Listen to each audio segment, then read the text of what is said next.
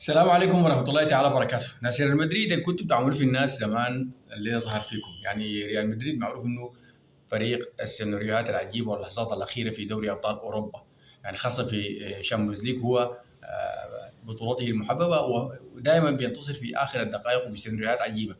بالأمس بايرن ميونخ يعني زي ما بيقولوا استلف الطريقة دي أو استلف الأسلوب ده وأخرج ريال مدريد خارج البطولة، تأهل إلى دور نصف النهائي. سيناريو عجيب جدا، بدايه قويه لريال مدريد في الشوط الاول، تقدم بثلاث اهداف مقابل هدفين، ثم في الدقائق الاخيره من الشوط الثاني ينهار وتلقى هدفين ويغادر المنافسه، وهذا الامر شيء طبيعي.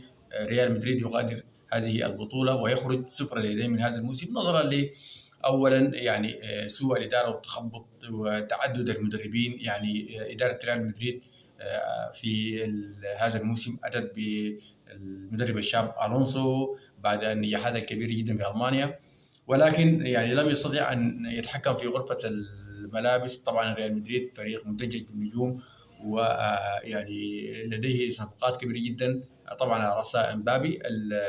المدرب فشل في انه يسيطر على هؤلاء اللاعبين، وشاهدنا كثير من اللحظات انه المدرب او اللاعبين اصبحوا لا يستمعون لتوجيهاته، فالاداره اضطرت الى اخراجه ثم اتت باربيلوا، وهو الان يعني اوصل الريال الى هذه المرحله، فريق يخرج من الموسم بدون حمص، ودع كل البطولات، وده شيء طبيعي.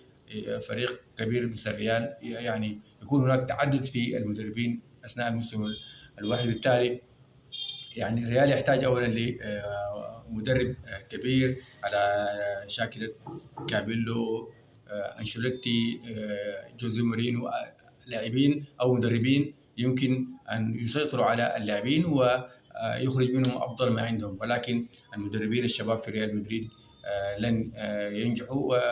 وكثير من يعني كثير من التجارب اكدت انه ريال مدريد يحتاج الى مدرب كبير بقيمه انشيلوتي، مدرب لديه القدره على يعني التحكم في اللاعبين. بالتالي ده شيء طبيعي انه الريال يخرج تعدد المدربين.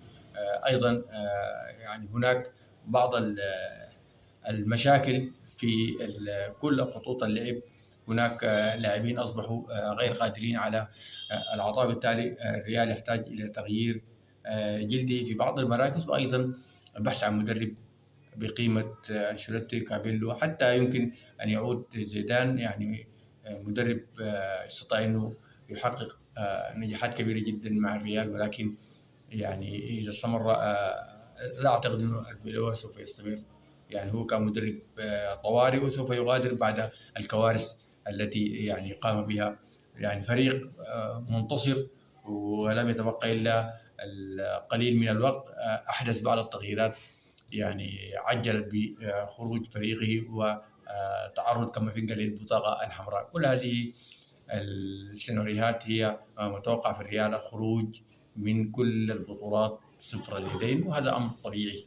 يعني هارد لك لجماهير ريال مدريد، وهذا هو حال كرة القدم، يوم لك ويوم عليك، ولكن كان سيناريو قاتل، سيناريو مجنون، هارد لك مرة أخرى. وبكده يعني نقول حسن وحسين الاثنين خارج المنافسة، برشلونة وريال مدريد، والشغلانة بقت متعادلة، يعني ما في فريق أو ما في جماهير يعني حتقدر يعني تسخر من الأخرى، الفريقين في الهوا سوا.